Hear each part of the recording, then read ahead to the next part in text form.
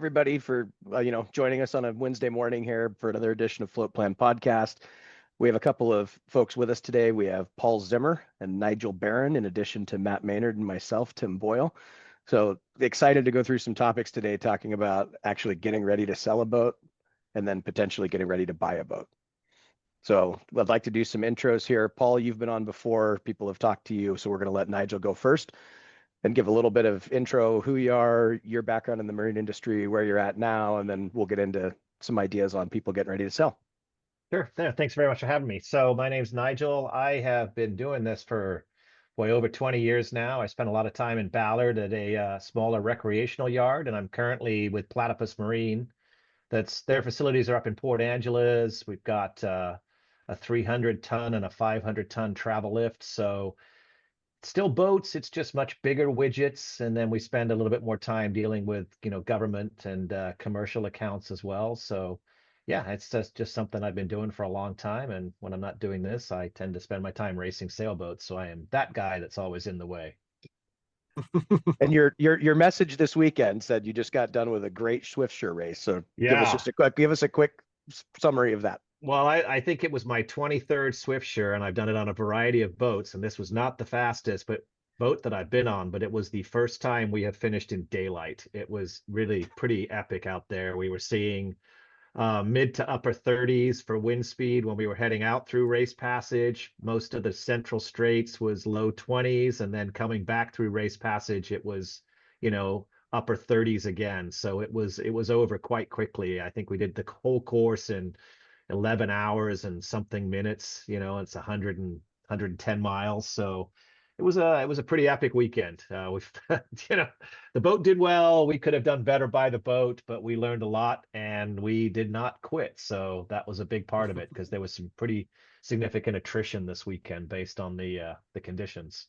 Sure. How many people actually participated in Swiftsure this year? There was 100 boats this year. Wow. So it's up a little bit. That's always been something I've been wondering about. Is I remember 20 years ago, there'd be 300 boats. Now there's 100 boats. And you see that with races here as well. And I've always wondered, is it because the size of the boat's gotten bigger, and so you actually have the same amount of people or potentially more people, they're just bigger boats? My first Swiftsure was on an Ericsson 27, and I've done it on, things up to 70 feet now. So I'm always curious if it's the same number of people and just less boats because they're bigger, or if the sport is contracting. But it was 100 boats this year. It was a pretty good turnout. Nice. Cool. Yeah. And Paul, you want to give us a little rundown on you as well, real quick, just to kind of refresh? Yeah. Sure. Thanks, Matt. Tim. Paul Zimmer, one of the co-owners of S3 Maritime. I've been in business a little over 30 years. Started out in Ballard, similar to Nigel. We have two locations in Seattle, a couple locations in Anacortes, and now a location in Everett. Full service at all our locations, with the ability to haul out in all three locations as well. Full service here in the Northwest. And Tim and I have known both of you guys for a long time. And we joke around a lot just about all the stuff we see in the marine industry and just the changes we've seen over the years. And we really appreciate you guys coming on. And one of the things you'll probably notice is that we have two different guys from two different boat yards that actually get along, talk, and believe it or not, are actually friends. They work together, but that's something that's a little different here in the Pacific Northwest than what we've seen in other parts of the country. Is the yards actually work cooperatively with each other, speak highly of each other, understand it. It's a small industry, but we work cooperatively, just like we brokers, the yards. When we contacted Paul and Nigel, said, oh yeah, absolutely, and we're excited to actually be on a podcast together, which is kind of fun. So hopefully that kind of comes across, and you'll see a little bit of that experience and crossover between the two yards. One obviously here, on the east, we'll call it the east side of the sound, and one on the west side of the sound. It's kind of funny. But and topics today, like Timmy said, we're going to talk about, what are some of the things that I as a broker obviously try to give people advice as to what to do to prepare their boats. But other than what a broker tells you, we always thought it'd be helpful to actually get it from the yard, because you guys, when we suggest something, they come to you, or they'll come to you and say, "Hey, I'm getting ready to sell my boat. What do you what do you think we should what do you think we should do?" And we've all been there, just not just as a broker, as a boat owner myself, and Tim as well. So what just sort of what when people approach you, say, "Hey, I'm thinking about selling my boat." What, Nigel, what do you tend to tell them? I tend to tell people the same thing every time, and that is, if you're thinking about selling your boat, the first thing you want to do is figure out what all of the little objections that people might find to that boat are, and try and address as many of those as possible. Because people, when they find one little thing, then they'll start looking for more things. And so I always try to encourage people to not necessarily, depending on, I guess, the value of the boat, whether you get a pre-sale survey so that you have your own survey that sort of calls out some of these items that are going to come up in survey. But the other thing I always suggest to people is, if you're thinking about selling your boat, haul it out of the water before, so that you can take a look at the bottom of the boat, you can take a look at the running gear, and you get a better idea of what it is that you're going to be selling, and you get in front of those little objections. Because like I said, all it takes is somebody, the bottom paint's really bad, and they're going to judge the rest of the boat that way and keep looking for other things. And so, yeah, I always tell people, try and take care of the obvious things, the big objections, so people don't keep looking for more additional items down the road. Perfect. And in addition to things like running gear, bottom paint, some of the obvious stuff, would you spend a lot of time with electronics, interiors, soft goods, galley type stuff? I mean, are you really just looking at the big systems, or would you say looking at the... I think it's both. I mean, Paul can speak more to the electronic side of stuff, because that's really in his wheelhouse. But again, it's all those little things that kind of combine into one big objection. So, there's not a very good return on investment if you're getting ready to sell your boat and decide to put all new electronics in your boat. But if you've got a display that's out at your helm, and you've been telling yourself for 3 years, well, it's okay, I don't care, I don't use that display, you might want to think about either removing that display or repairing it before you list the boat, because the next person coming along might not be like, no, I want that display and I want it to work. And in their mind, they were already thinking, okay, what's coming off the purchase price for me to either repair this display or replace all of the electronics? Same with soft goods. Again, not a great return on investment for anything that you're going to do sort of in the big sort of, interior cosmetic side of things. But I mean, if you've got a horrible couch that the dog peed all over 100 times, you'd be better off just not having it in the boat. You just want to get that stuff out of the way so people aren't seeing those things. And I think that's true with canvas as well. I mean, canvas is just expensive. I always joke that, like, whenever I'm guessing what canvas is going to cost, I come up with a number and I double it, and I'm typically still under. It's something that it's hard for me to understand, but I mean, I get it, because I know it's a skill and I know it's an art. But if you've got canvas that's just ratty and destroyed, just get it out of there. Clean up the rest of the boat and get rid of the stuff that just doesn't look so good, so that you can present a much better product that you're trying to sell. I mean, yeah, and Paul, how many times have we seen it where and I go through a survey, well, I don't use that, or I haven't used that. One of the things we get a lot are water makers. I mean, how many water makers have you had to service call after a survey where I've called you and said, "Hey, we got a water maker," and what do you typically tell people and stuff like that? Well, yeah, water makers are interesting because the technology has advanced so much now, where most of them, at least most of the ones that we sell, are automatic units or semi-automatic units, where they're much easier for the boat owner to operate. It adjusts automatically for the pressures and the flows of the water maker to work properly.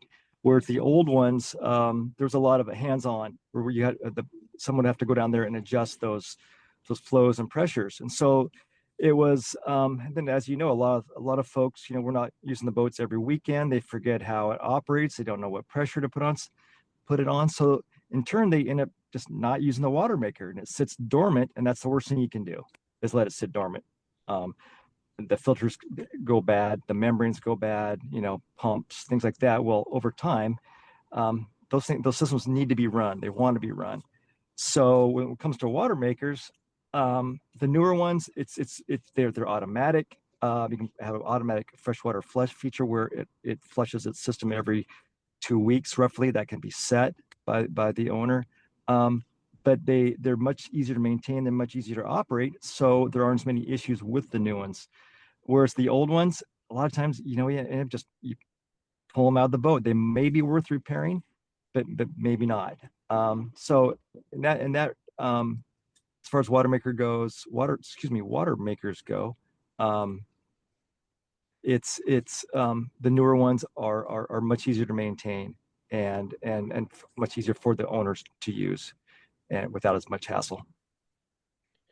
One of the other things we see a lot of is people say, well, I don't use air conditioning in my boat, and you'll have 3, 4, 5 air conditioning units, and they may not have turned them on in some time. So what are some of the changes that you guys have seen in HVAC systems over the last, just call it 10 years, because it's in the Northwest, it has gotten a little warmer over the last 10 years than we've seen previously.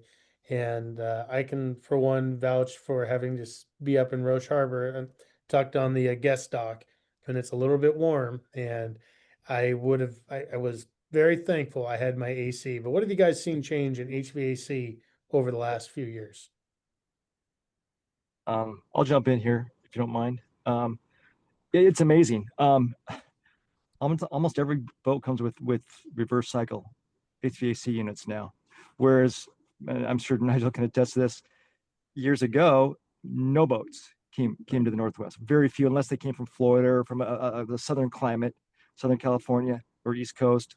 But that was always something that when we commissioned the new boats that came from overseas, we put in heating systems in these boats, because the Northwest, you needed a good heat source for comfort.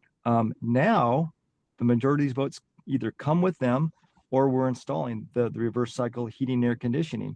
The climate, it is warmer. And even though you're out on the water, you think you probably don't need it. It's amazing how warm things can get, and just to make that experience more comfortable for everybody, the wife, the kids, the family. And a lot of people are used to having that comfort of the heat and the air conditioning. So air conditioning, I'd say, it's commonplace now in just about all boats, at least the ones that we service. What's the process for getting air conditioning added? Like in my case, diesel furnace, so good heat source. But if you wanted to add an AC unit to a system like that, you can add it if you already have a heater. You say you have a diesel heater now. Yep. You can add separate units. You can add you can put some larger units they'll heat various portions of the boats versus some smaller units to cool those portions of the boats, or just certain cabins as needed. But so you can tie it into the existing system, right? Not with your existing diesel furnace or furnace. No, it's a separate system. Okay. And it's a little labor intensive just running new duct work in that. So it's, and this probably leads to a later conversation that we'll have a little bit later about, things when you're shopping for a boat. But this is, and the other thing is, how many times have you guys pulled a boat out and the hull is a little dull or it's got some marks in it?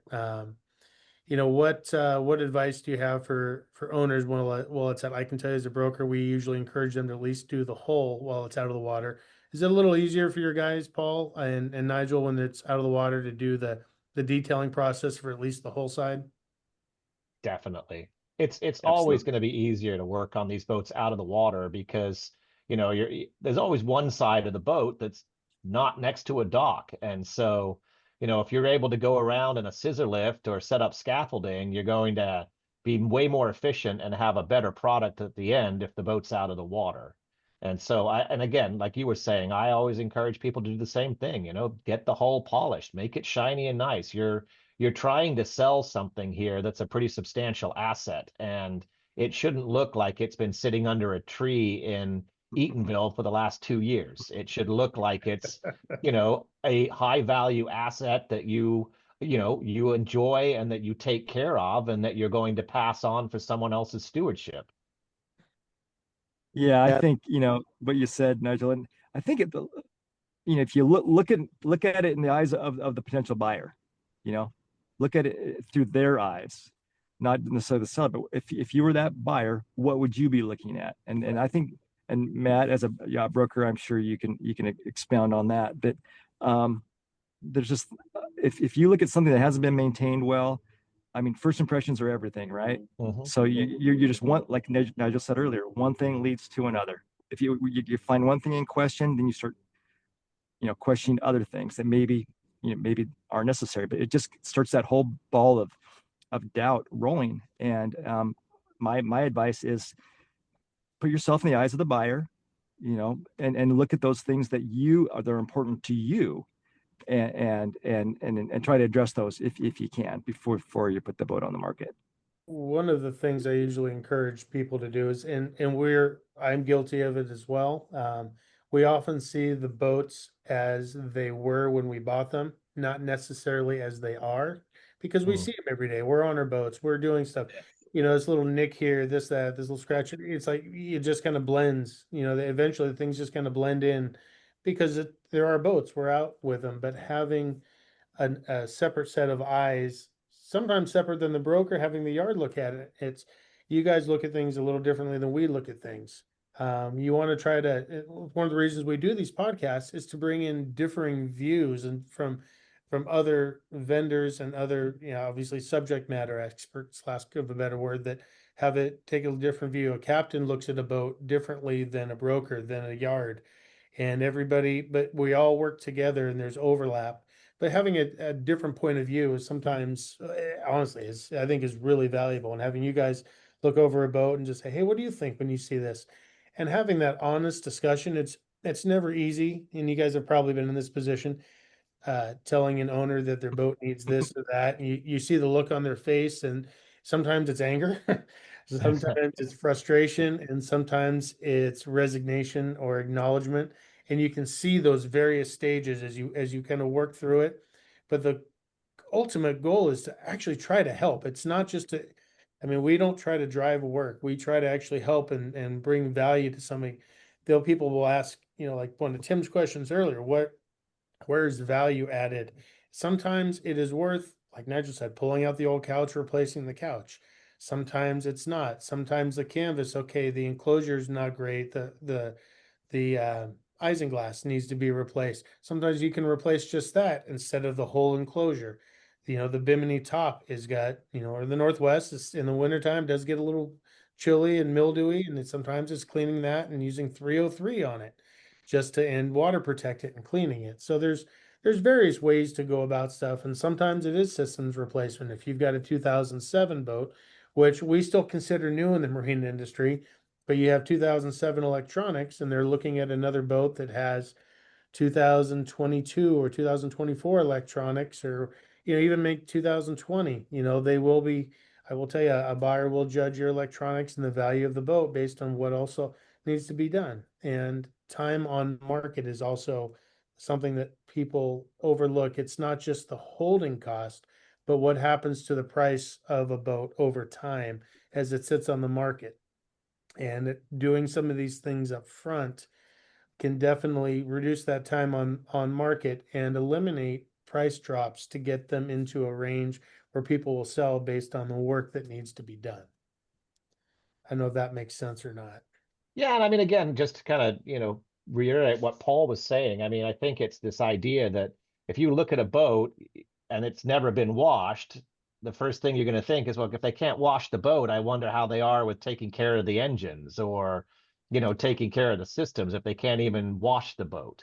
And it's all of that. It's presentation, it's like, you want to sell your car. Well, your car might be the lowest mileage example out there, but it's got a massive dent in the door. You've gotten used to the dent. You don't even see the dent anymore. It doesn't affect the car, but someone's going to see that dent and weigh, do they want that dent, or can they not live with it? I mean, and again, it's just these little objections that compound and lead to something else that some of it's just low hanging fruit. Just get a pressure washer and clean your boat. I mean, I mean, not the teak, but everything else with a pressure washer is just fine.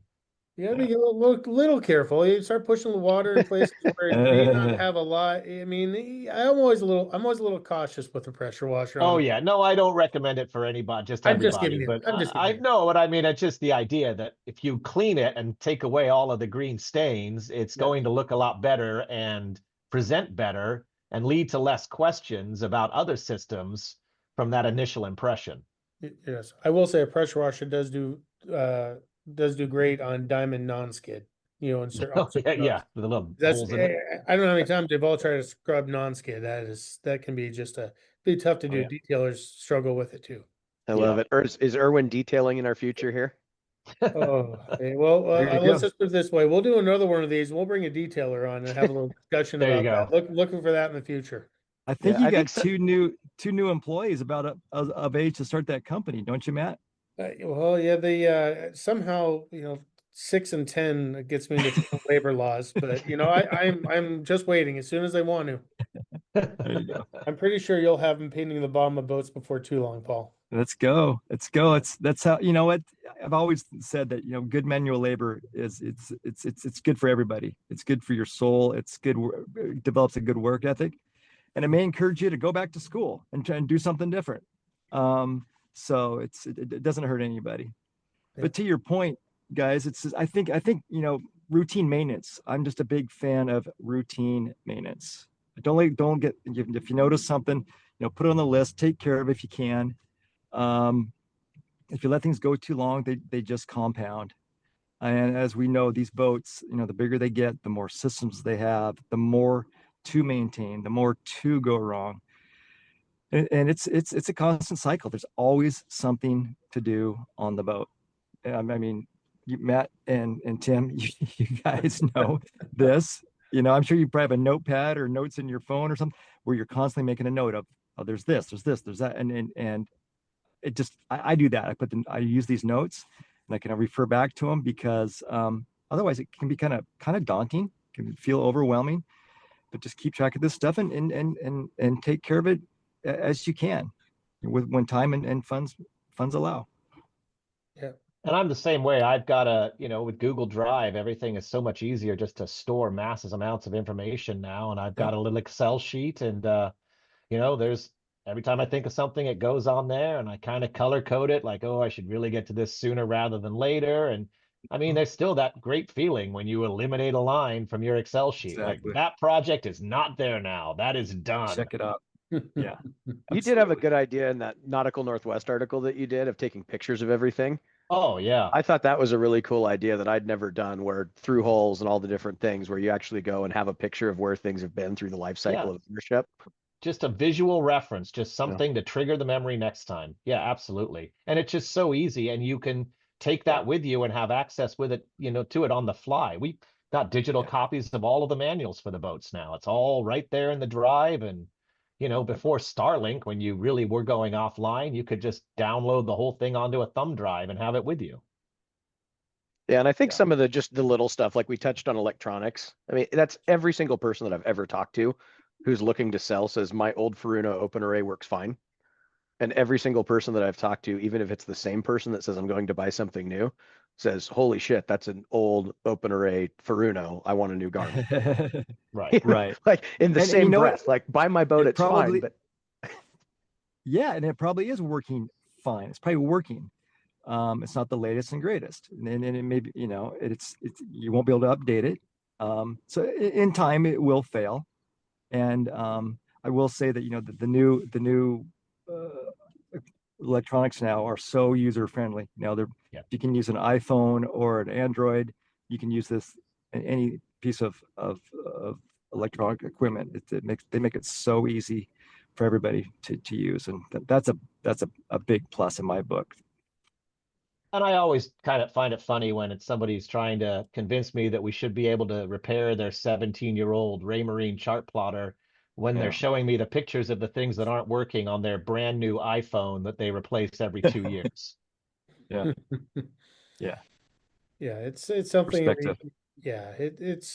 it's something that we look at with every, when we get on board a boat, we'll take a look at, and we'll tell somebody, hey, here's where you're going to, here's the cosmetic side, here's the system side. But it is important to exercise every system on your boat regularly. And if you haven't used it, just say, well, I don't use it. Well, it's, again, to your guys' points earlier, I mean, I can't tell how many times we've been on the boat and said, well, it doesn't bother me, or it comes up and survey, hey, I'm not worried about it. I don't use that. It doesn't matter. Well, it could be an expensive system, or the HVAC system, like you said, goes in the forward stateroom, is not working. Well, I never used it. It's like, well, then I understand, but it's, to your point, Nigel, it's like, hey, you've got a dent in the car, it's a survey finding. You want to try to eliminate as many system survey findings as you can. Yeah, and like you said, regardless of whether you use the systems, the surveyor is going to be paid to turn every single system on. Mhm. Right? So there will be a written record when the surveyor's done, whether that system worked or not. Yeah, and they will stress everything. And when I say stress, they will put the generator to the test. They will load up the generator. And if you haven't loaded up your generator, you take it out and load up the generator, put as much of a load on as you can. As we found out recently in a boat that we surveyed, the main circuit breaker, on-off circuit breaker, had tripped a couple, 3 times when you started to put more load on it. And the generator was more than capable of carrying the load, but the weak circuit breaker was tripping once you got past about 10 kW, and it was a 21 kW generator.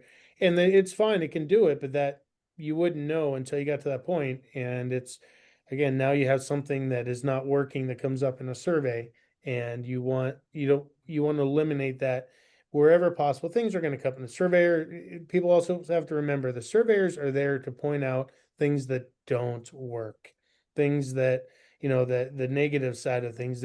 You might have brand new electronics. They'll say that's nice, but they're going to give you, and they're going to move on. They're going to give you the list of everything that doesn't work, everything that's wrong. So eliminating those up front and bringing it to a yard and having the yard go through it, because they'll probably look at it with a little different light than you and I, me as a broker, you as a boat owner, might actually look at it.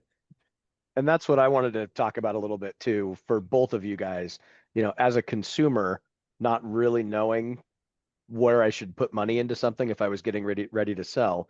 Do either of your yards or both of your yards offer a service where I could bring it in and say, hey, let's haul it and go through it, knowing that I'm going to list this thing in 3 months, and do a checklist of all the little things that you think we might need to do, and just say, hey, I think in order of priority, you need to do 25 things to this boat, and I'd start here and stop wherever you run out of money, or just decide you're done. Yeah, well, I mean, Paul's got several yards where they can haul out boats and take a look at these things. And I not to put words in Paul's mouth, but I think that, either of us or any good sort of project manager or salesperson would be more than happy, once the boat's hauled out of the water, to walk around that boat with you and maybe point out obvious things that you just don't know. Go, on a smaller boat, grab a shaft and see if the cutlass bearing needs replacing, or, run your hand around the outside of the blades of your propellers, and if you're bleeding, then there's obviously a problem with one of those blades. I mean, it's, Nigel. I mean, but it's true. I mean, it's, your hands are incredibly calibrated for stuff like that, blood or no blood. And it's stuff like anodes as well. You want to make sure they look good before the boat hauls out. It's just basic stuff, because if you haul a boat out and it doesn't have anodes on it, you're going to be like, whoa, wait a minute, how long has this been without anodes? So yeah, I think that's a lot of options to haul out and walk around the boat. When you're hauled out, when was the last time you actually operated your through holes in your seacocks?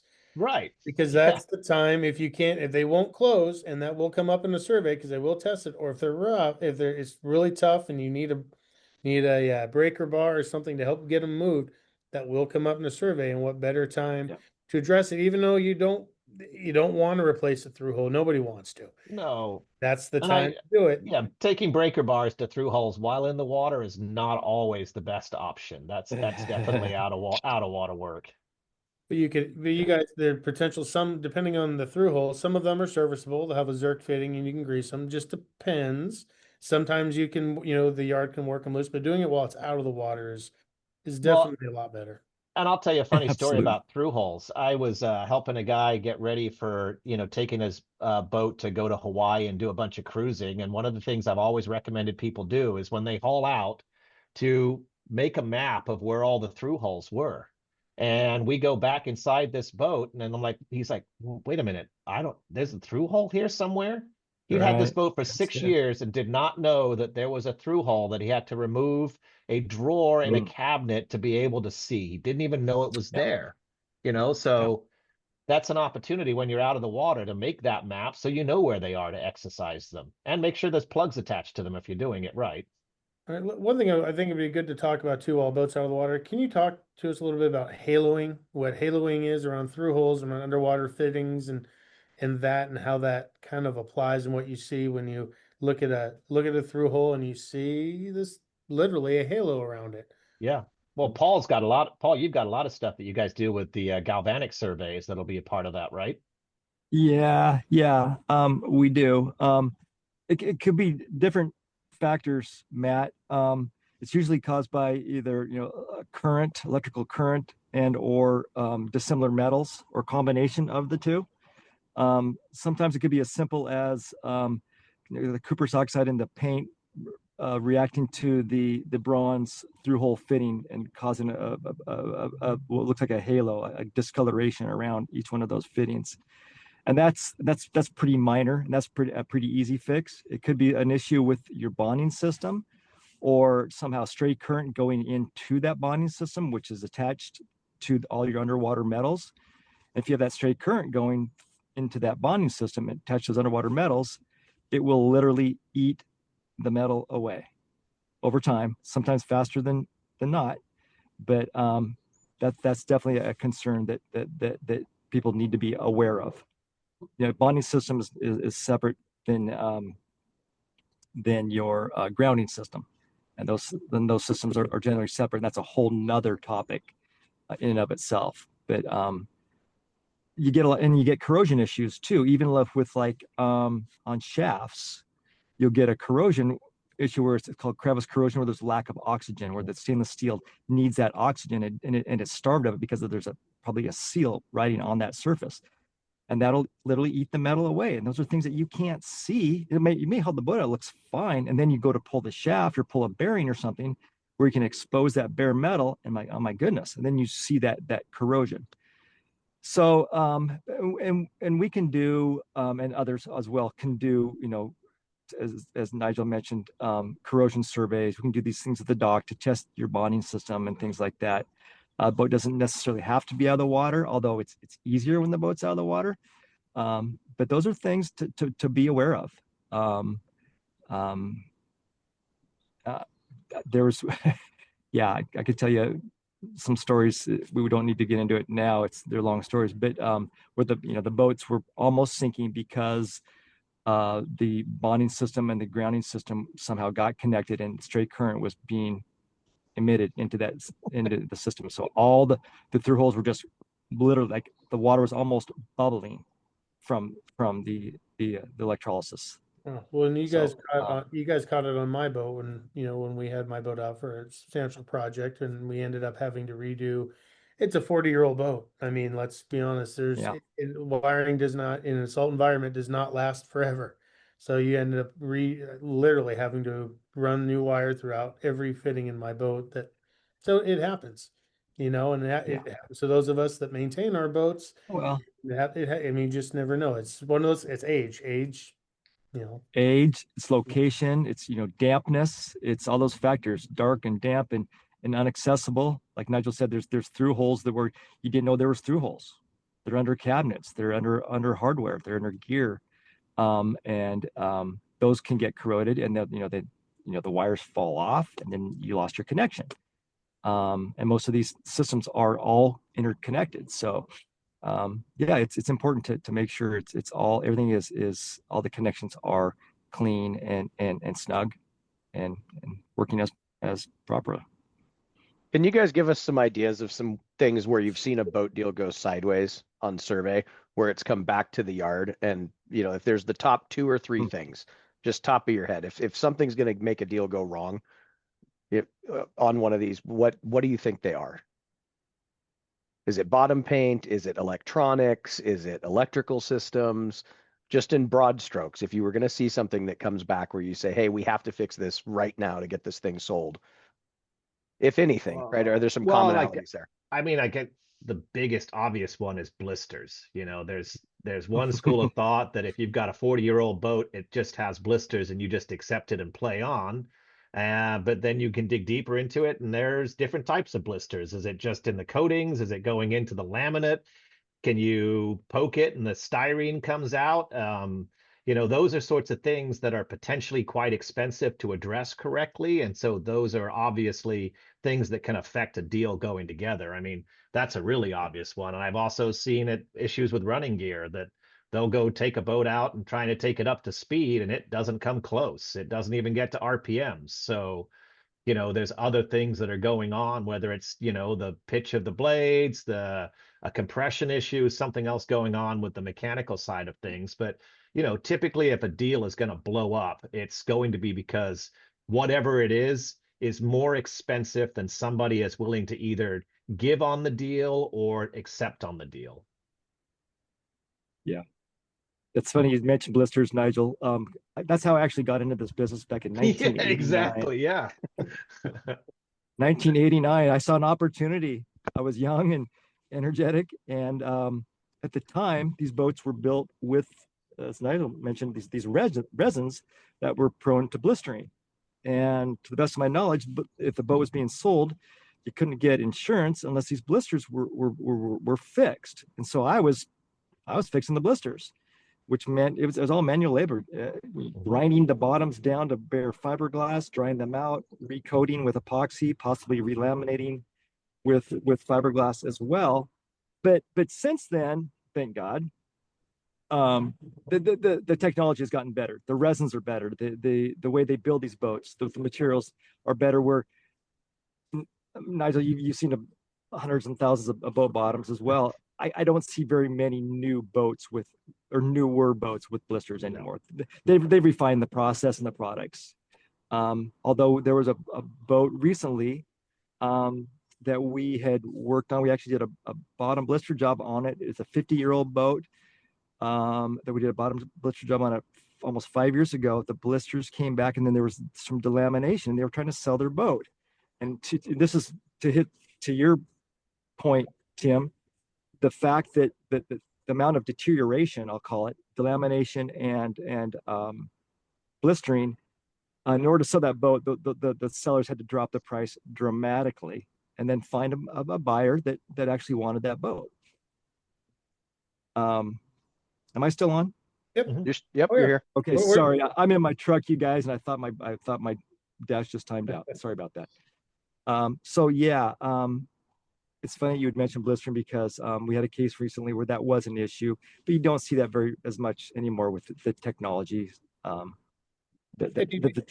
technology has gotten so much better. And you do see the attitude. It used to be that you saw one blister on a boat, and you peel the whole thing. And the attitude has changed a lot. It all depends. There's varying degrees and delaminating blisters, and depending on the age of the boat too, there's things that go into that. Certain boats are known to have them. Certain ones it just depends. What also are you guys seeing in especially the prevalence? We all try to keep the newer boats all try to keep water out of the bilges. Older boats weren't worried about it. Like my old Bertram, it's got shaft backing, standard original shaft backing. So you're going to always get a little water in the bilge. The boat was designed to handle that. Newer boats, it's not uncommon to have no water in the bilge, but now you've got these, to your point earlier, Paul, you've got crevice corrosion on shafts. We have 2 major brands of dripless. Now, when they say dripless, that is not drip free. Just like stainless, it stains less. Stains less. They drip less. So it's funny. Yeah. Yeah. So we just they may drip a little bit. Yeah. Yeah. So you've got the 2 ones tides and PSS operate on 2 different types of ways to go about it. on and whether these on the tides, whether they've gotten water to keep from the crevice corrosion. You can't always switch from one the shaft seal to the other because of how it's been on it. We've seen this, especially as things have changed. And we see the attitudes go, hey, I like these ones. I like the PSS. I like the tides. We've had good and bad experiences with them all, honestly. And but I mean, it's when you see a PSS shaft seal, it looks like a big accordion. And when it's fully compressed, and it's usually just because you're trying to stop the water, correct? I mean, when it's fully compressed, that's the time to replace it, correct?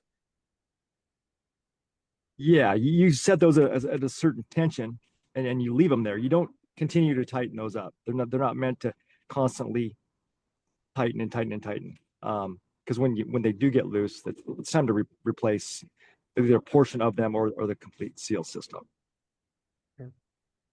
And Nigel, on the larger boats, I mean, obviously Platypus, S3 works on large mega yachts. In fact, we just had a large one arrive here on Lake Union ahead of the World Cup. Yeah, saw that coming in. Mr. Zuckerberg's boat is here. We'll just put that out there. It's on Lake Union. You can look it up. Anyone can look it up.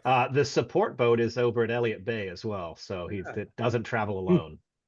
Yeah, no, those are always fun to see, the big mothership and then the toy hauler support ship behind it. And I can only imagine, I know people have feelings one way or another about big boats, but I will say those boats put a lot of us, maybe not as brokers, because they typically don't have the larger boats of that size. A lot of them, at least for sale here in Washington, but the yards and the support around that, hopefully you guys get some work, one way or another on some portion of those, because when all those boats come through, you talk about systems. I mean, it's insane. But what type of shaft systems, Nigel, do you guys typically see, on the boats you haul, because Platypus hauls obviously large boats, even for Westport, you guys haul some of Westport boats for them. Yep. What type of shaft seals are you typically seeing on the larger boats? It's different brands that you probably haven't heard of much on the wreck side, and in part that is driven by whether these boats are class boats, like so an ABS, for instance. So there's a lot more requirements about what you can do with the boat based on the class rules and things like that. So that typically plays as a factor into it. But again, like you were saying, the general idea is with all boats, we're really just trying to keep the water out of the people places. And so, much like I've always liked it when I've got clean oil absorbs, I like to see that there's no water in the boat, because if you keep the water out and you keep things clean, it makes it so much easier to tell if there's a problem and get in front of that problem. And yachts do the same things. The big difference for yachts is that they're going to spend a lot more time focusing on a set service interval, as opposed to, PSS said 10 years and I'm already 15 years on it and it looks fine. I don't have to worry about this right now. If it says this needs to be replaced at 5 years, they're going to replace it at 4.5 years, because it is better for them to be in front of that than risk downtime. Which I think those boats get inspected, right? Nigel, those boats get inspected, and to comply with the Lloyd's regulation, you have to be inspected, and those systems have to be maintained and up to current standards.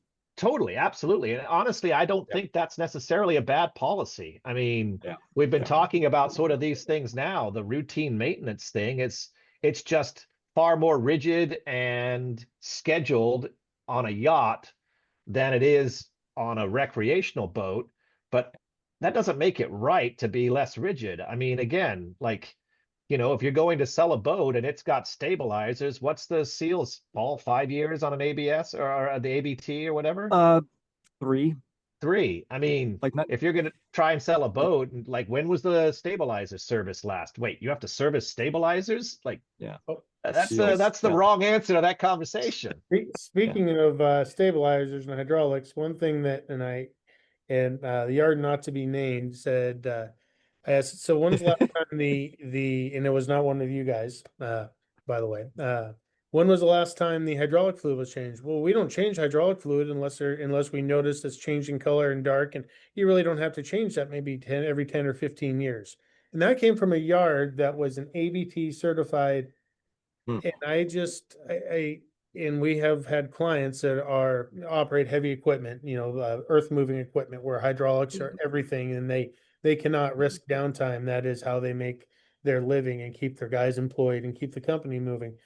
I mean, talking about stabilizers and that, you do have to replace your hydraulic fluid from time to time. I think Westmar says every 3 to 5 years, something like that. Everyone's a little different. And sometimes it depends, they use different fluid as well, depending on the equipment. Now, obviously, it just goes towards things that you can do to stay ahead of uh, survey findings, because that will come up in the survey. Hey, if your stabilizer's been serviced, well, what are you talking about? So things that are often overlooked, like we have a lot of people that do fluid changes. Well, yeah, I changed oil. What about your transmissions? Oh, I was thinking about the engine, not the transmissions. And then depending on which transmission, whether or not you got not only the filter, but there's a screen in there, depending on the specific transmission. You guys know exactly what I'm talking about. Mhm. So those, Well, it's the same with coolant as well, right? They're all a fluid that has a finite life and needs to be periodically flushed and replaced. I mean, there's no difference with that. You also don't want to leave water in your tanks indefinitely. You should be cycling Right. that water through. cooling Well, and system. a lot of it is not only time, but hours, right? Yeah. Yeah. How many hours you have on this system? That's going to make a big difference. 0 to 3,000 hours. I mean, so you got to. I always ask people time and hours when it comes to maintaining a lot of these systems. How much time do you have on it, and how many hours do you have on it? But then it's try also to- about, go ahead. I was going to say, it's also about Oh, reading that sentence, because it could be 3 years or 3,000 hours. You don't Right. be like, Right. well, I've got, it's only 2 years and I'm at 3,000 hours. It's like, it's one or Right. the other. Like, One or the other. you- Yeah. yeah. It's like the warranty on your car. It's one or the other. Yeah.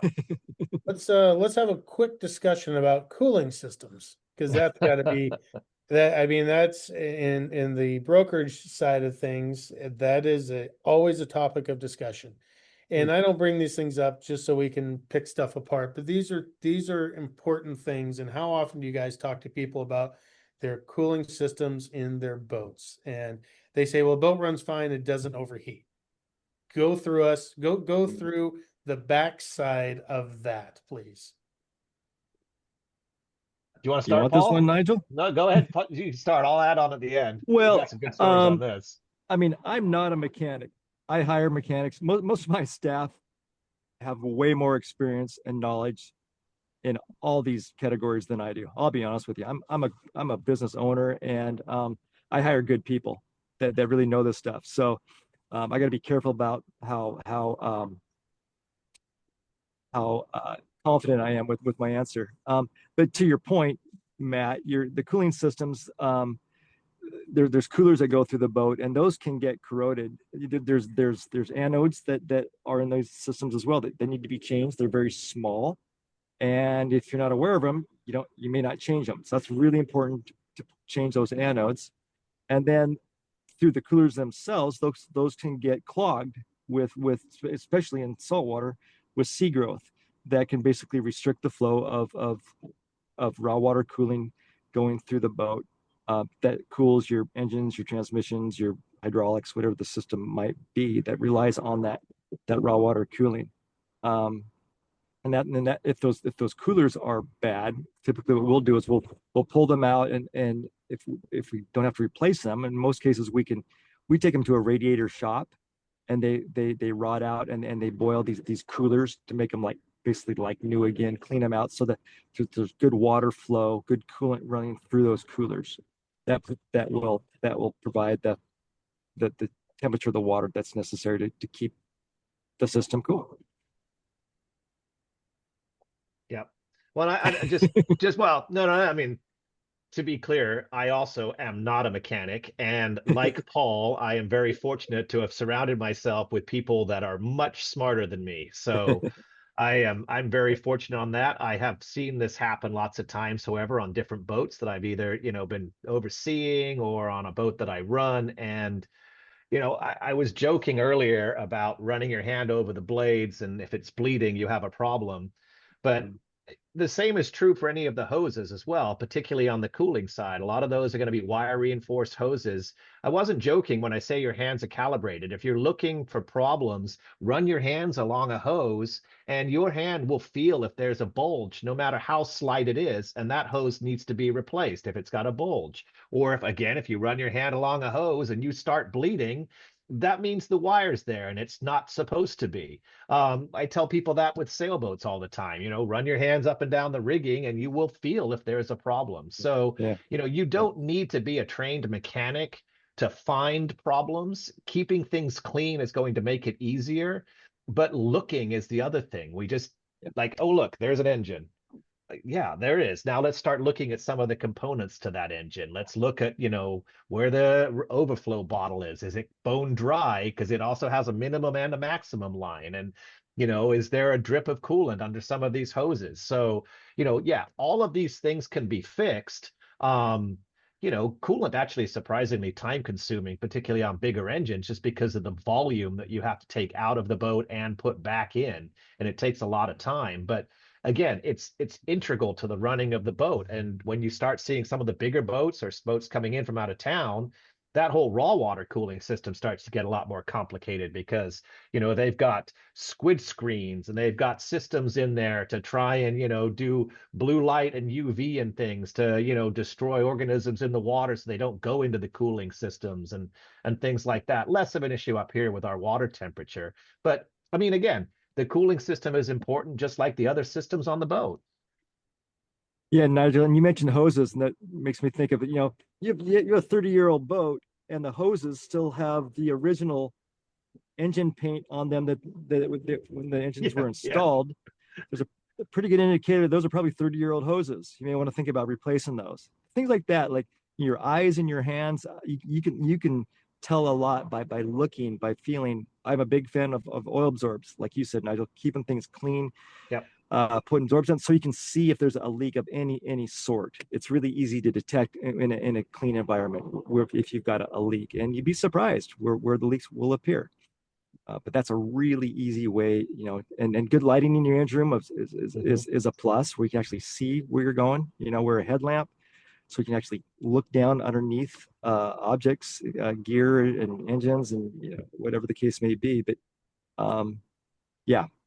Those are some things that I think it's really, if you walk into an engine room, you can just start focusing, like you said, Nigel, not on the big picture. Let's narrow it down on hoses, on belts, on specific items, on pumps, on fittings, and you can tell a lot just by what you can see.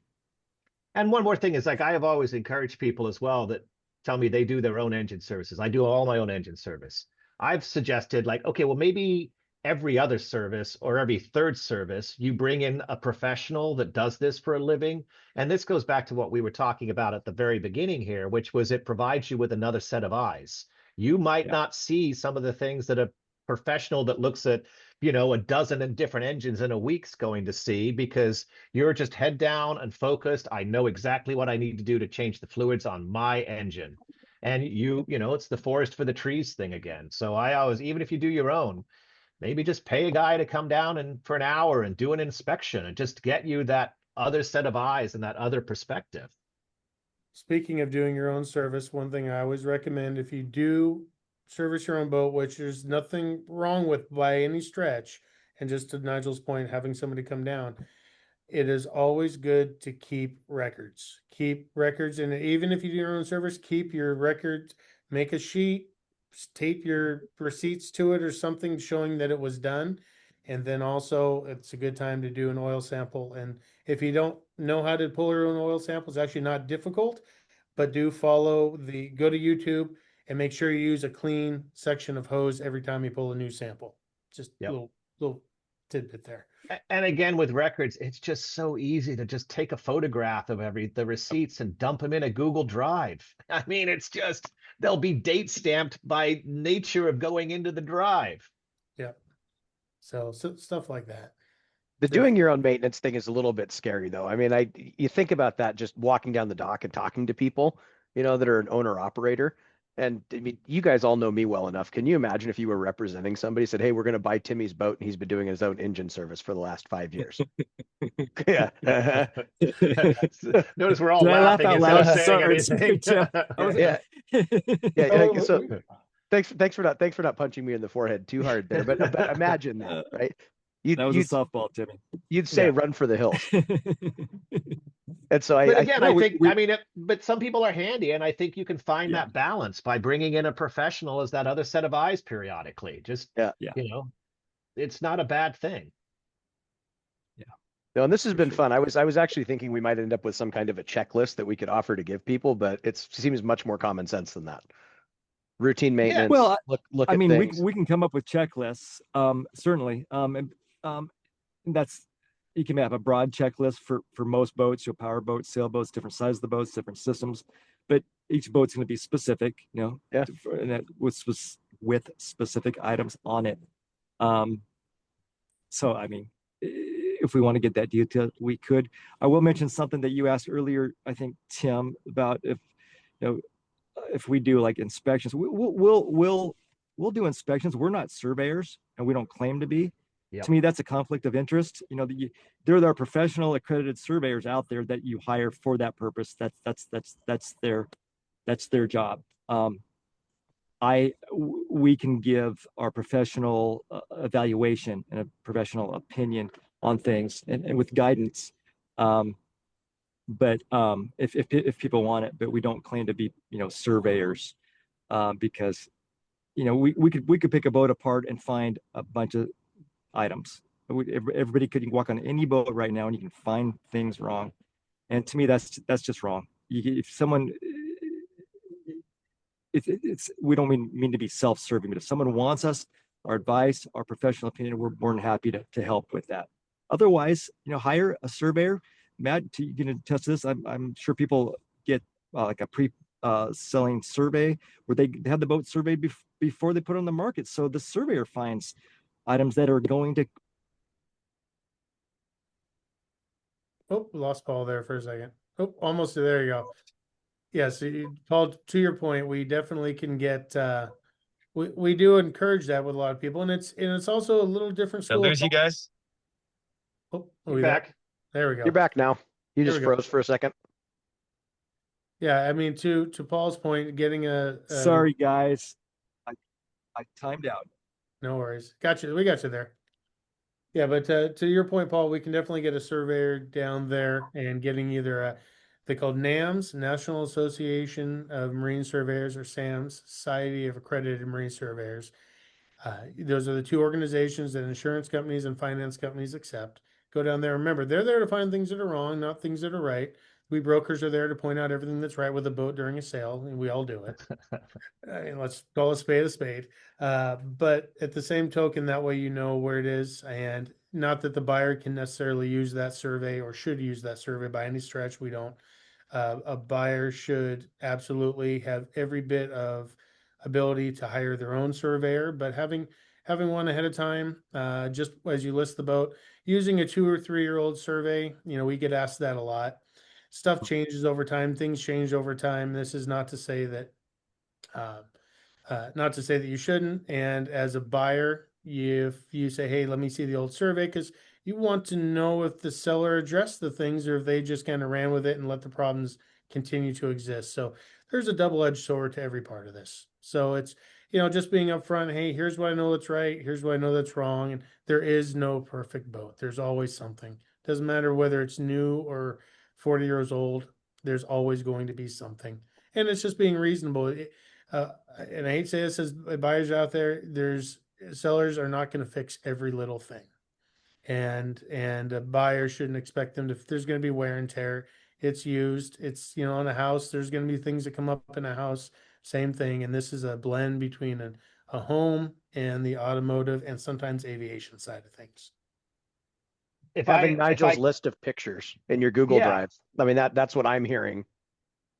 And I was going to say, I mean, if we could take this full circle to, what were you, if you were thinking to, sell your boat, what were the things you should be doing? And I think it goes back to what I think it was Paul said earlier, that, stand there and look at your boat as if you were about to buy that boat. And that is the perspective that you need when you're getting ready to sell the boat. Like, what is somebody that's walking down the dock and seeing this boat for the first time? What is their first impression going to be? And so, yeah, I think that's the bigger thing, is think about it as if you were buying the boat versus trying to sell the boat. And it might change your perspective, and it's probably going to help the process. Okay,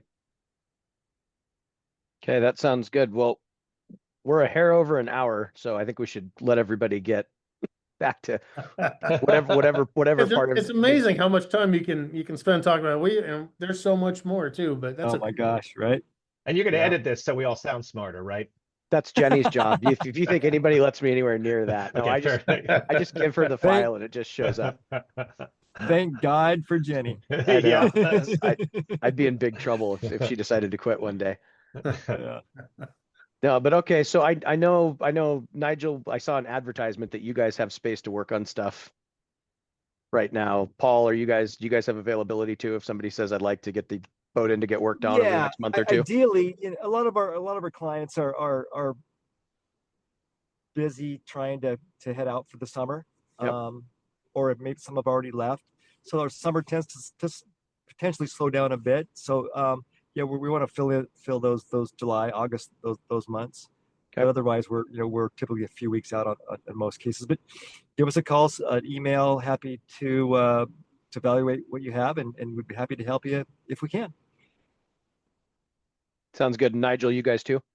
Yeah, we're the same. I mean, again, typically everybody starts to slow down a little bit in the summer because that's when people are using their boats. It makes sense, so, but again, things happen, or people's schedules change, or they might not be using their boat. And, if you've got the time to get your boat in, I know Paul and I will both make room at this time of year. So if you're not planning on using your boat, there's opportunity to get stuff done, and you can have it ready for the fall if fall boating is your thing.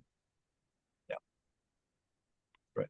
Perfect. Matt, anything to add on getting ready to sell your boat?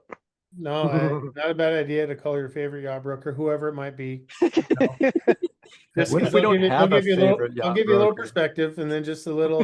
We just did this with a boat we just listed. The owner was about to detail his own hull, and I said, "Well, there's a little bit of oxidation on your blue hull, and here's how you get it off." And he goes, "Oh." So it was literally just hauled out over at Canal Boat Yard, and hired a detailer to come do the hull because he realized it was going to be a little more than what he was capable of. And when I mentioned swirl marks and burning, it scared him a little bit, and as it should have. As it should. We're hiring a professional that understands gel coat and the difference between gel coat and paint. There's two vastly different ways to do things. And in fact, we'll do another podcast here shortly we'll bring in a detailer to kind of go over some of that stuff. Yep. Awesome. Well, thanks you guys. Thanks for taking the time and walking through all these little questions that we had. We appreciate the expertise. You bet, guys. Thank you so much. Thanks very much for having us. Thanks, guys. All right, Okay, everybody. take Talk to you later. care.